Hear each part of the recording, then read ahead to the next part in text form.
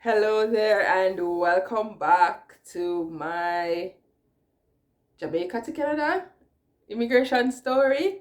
And it's funny enough, I should say story because I have a story to tell you. So, in the last video, I basically told you about my visa application process, and I did that in July 2016. So, I did my research from the previous year. I started my school application process in February of 2016, and by July 2016 now was when I submitted my visa application. So, just to reiterate, I provided the completed application form, I provided the completed family information form, I provided bank statements to show proof of funds. My accommodation was going to be with a friend, so I provided her documentation that she lived at her own house, and that she would be providing me with accommodation for the duration of my studies, as well as I provided a letter of intent. Now, the letter of intent, I never knew anything about it until a couple days before I went to the visa application center in Jamaica. So I had gone to the agency a couple days before my visa um, date. And when we were there and the agent was going through my documents and saying, yes, you have this, you have this, you have this, you have this. And he was like, oh, but I need you to write a letter. And I'm like, a letter? He's like, yeah, you need to write a letter to immigration to let them know, why you want to study what you're studying, and the fact that you're planning to come back home. And I'm like, okay. Now, I'm a person who I consider myself to be a good writer, but when you put me on the spot like that, um, I'm not going to be sure to, put up my best work. So I just did something. He said it was okay, and I submitted that as my letter of intent. So on July 25th, 2016, I submitted my entire visa application. Oh, one thing I had forgotten, and I really hope those who watched the last video would know, come to watch this one, because another very important thing that you must submit to the visa application center is your letter of acceptance from the school. Like, where are you going with a student visa application if a school didn't say they've accepted you to study? So yes, yes, yes, I am so sorry that I had left it out in the previous video, but that is very important. So let me go through the list again. You need your completed visa application form, your completed family information form, your letter of acceptance from the school, your proof of funds, your proof of accommodation, and your letter of intent. My goodness, 6 things. But I'll break down now for you what that looks like for me. Here's the story.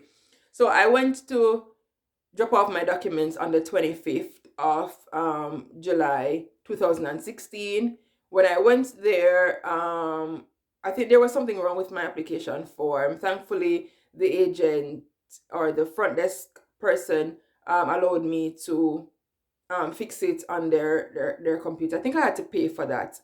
And as I said before, guys, I'm pretty sure because I had to go back to Jamaica, and like after that, like I think in 2018, and by that time the visa application center had moved and their processes for stuff had changed. So I'm just telling you what happened to me in 2016.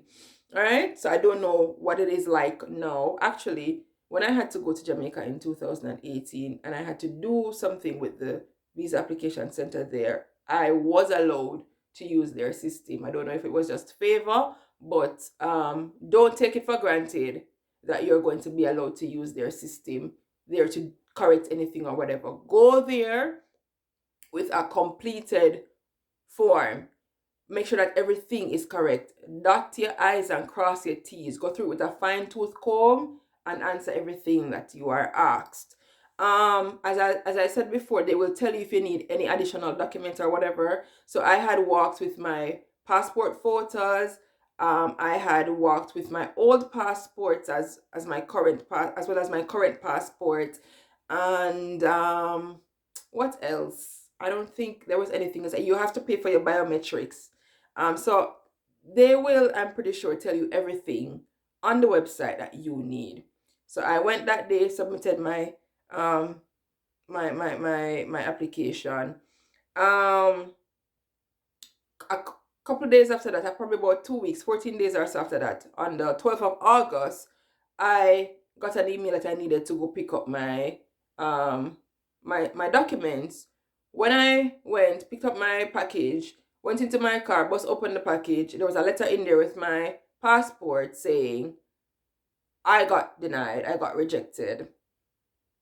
Yeah, yeah, there is a rejection letters, but it's on good grounds. So they actually do tell you why you are rejected. It's not like, when you go to the US embassy and they deny you and you don't know why they deny you.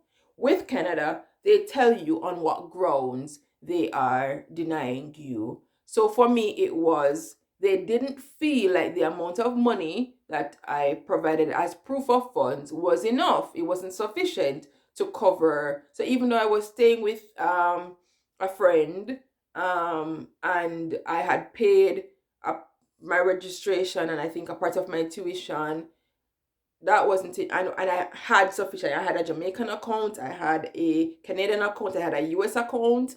The money in there wasn't enough according to them. So I needed to fix that. So the second reason now was they didn't have any proof, like solid proof, that I would be returning to Jamaica. So, as I said before, my journey was a faith-based journey. So when I got the rejection letter, I wasn't necessarily so disappointed. I just used it as an opportunity to find out from my creator, my God, what do I do? And as clear as day, he told me I need to address the concerns of the immigration. I need to provide additional funds and I need to provide proof that I'm going to return. So for me, that meant, okay, I had borrowed money from people to supplement what I had before. And so some of them I had returned their money, some of them the time wasn't required for me to return the money just yet, because one of the things I'll say to you, especially if you're going to borrow people money, folks, I'm going to be as candid as possible. When you borrow people money, tell them how long you're going to borrow it for and give them back. That's just me being very Jamaican right now. Give back the people their money when you borrow it. I'm sorry. So, no, I'm not actually sorry. I'm serious. When you borrow people's money to supplement your own, and you need to have some money at least, you need to pay them back, right?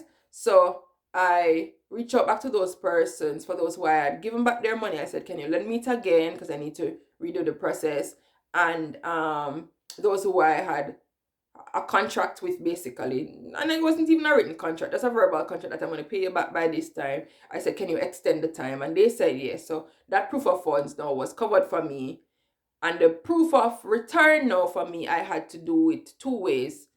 I had to actually book my flight. I had to book my return flight and provide the itinerary with the fact that I paid for it. And I also had to revamp my letter of intent. So as I said before, I had done it in a rush. So by now I took the time out to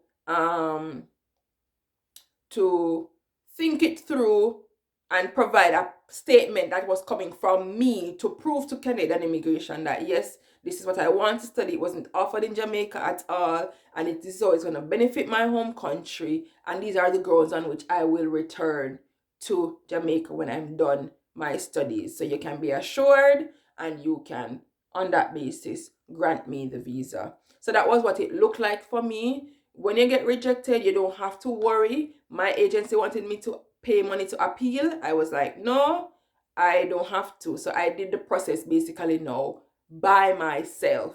All right. So I'm pretty sure you're going to want to know what happened after that reapplication. Stay tuned and see you again next time. Thank you.